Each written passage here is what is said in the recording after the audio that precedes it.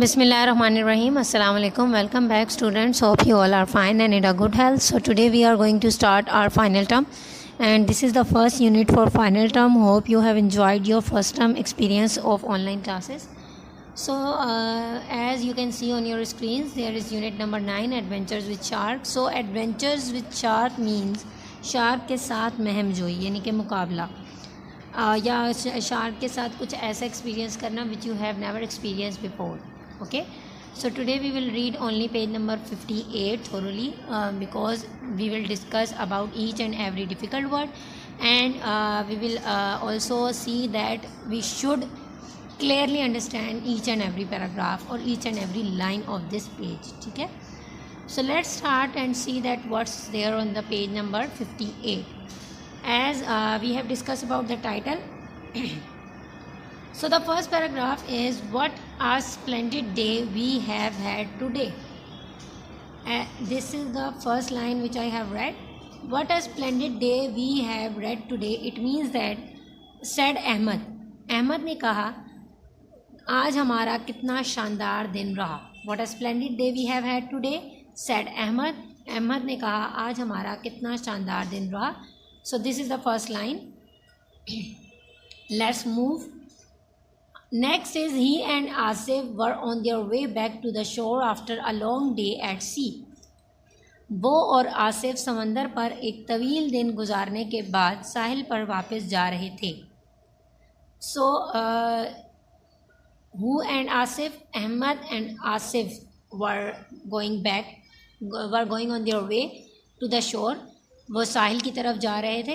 Next क्या है? The two brothers would always get up early in the morning. This is the line. The two brothers will always get up early in the morning. तो दोनों भाई हमेशा सुबह सवेरे उठते.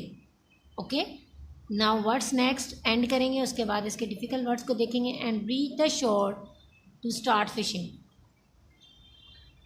और माहीगीरी करने के लिए साहिल पर पहुंच जाते. Let me tell you the meaning of complete paragraph. Ahmad ने कहा आज हमारा कितना शानदार दिन रहा. वो और आसिफ समंदर पर एक तवील दिन गुजारने के बाद साहिल पर वापस जा रहे थे. दोनों भाई हमेशा सुबह सवेरे उठते और माहीगीरी करने के लिए साहिल पर पहुंच जाते. This is our first paragraph. Okay, so let's move. Let me explain you the difficult words. First word is splendid. Splendid का मतलब होता है शानदार, बेहतरीन. एंड अदर वर्ड इज़ शोर. शोर का मतलब होता है साहिल, समंदर का किनारा कह लें. Okay, and the next is fishing. Fishing ले लेते हैं एक वर्ड हम इसमें. ठीक है, फिशिंग जो है इसका मतलब है माहीगीरी, और शोर का मैंने आपको बता दिया. रीच का वर्ड ले लेते हैं, ये जो लाइन के नीचे वर्ड गिवन है. रीच का मतलब है पहुंचना कहीं पर. ठीक है, so these are the 4 words I think according to me. अगर आपको कोई डिफ़िकल्ट वर्ड लगता है तो आप अपने पास at the end of your copy note कर सकते हैं. Let's move. देखते हैं अब हमारे पास आगे क्या गिवन है. So we are on second paragraph. इसमें हमें क्या गिवन है? Today they were very excited. Usually they caught small fish to make ends meet. This is the line which I have read.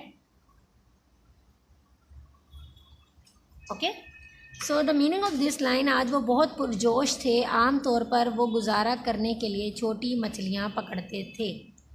Okay, today they were very excited. Usually they caught small fish to make ends meet. आज वो बहुत खुश थे. वो आम तौर पर गुजारा करने के लिए छोटी मछलियाँ पकड़ते थे. नेक्स्ट हमारे पास है, but it was quite a different day. लेकिन ये काफ़ी मुख्तलिफ दिन था.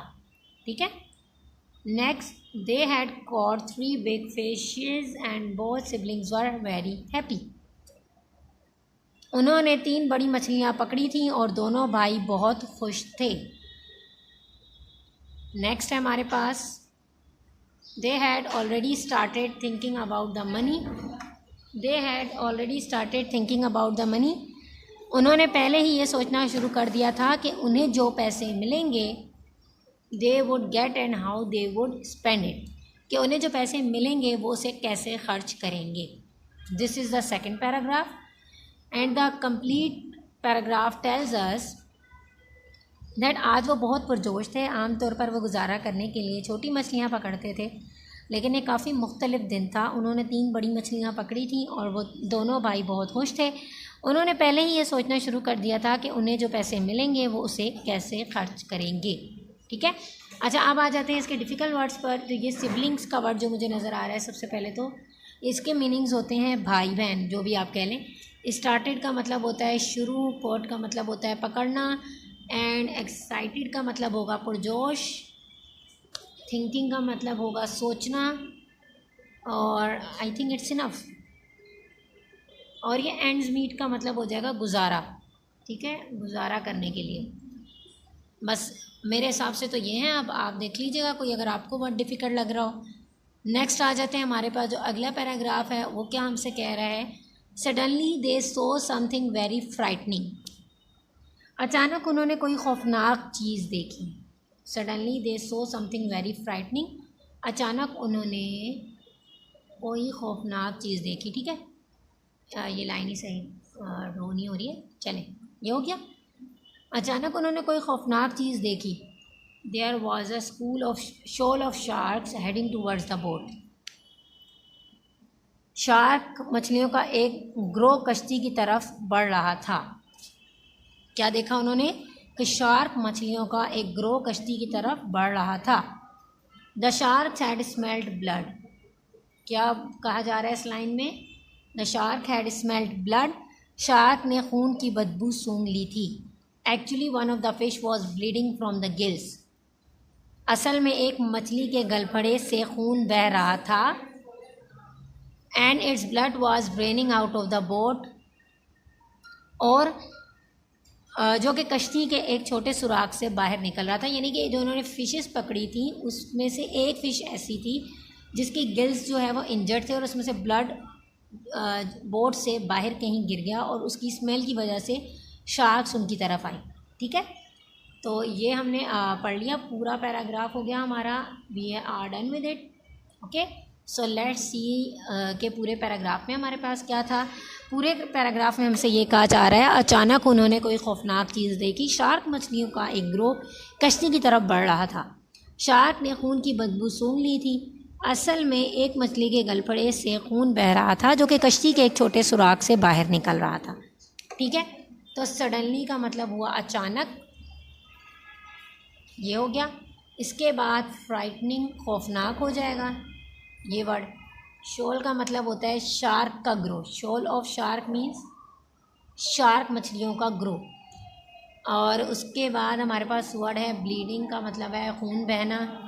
ड्रेनिंग का मतलब है निकलना।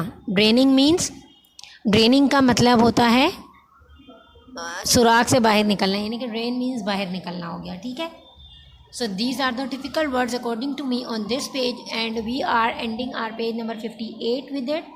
Hope you have understood each and everything clearly. If you have any confusion, then you can ask. We will meet soon inshallah with the reading of next page or with our next video. Try to find out some of the more difficult words and write it down at the end of your copies. Thank you so much. Take care. Allah Hafiz.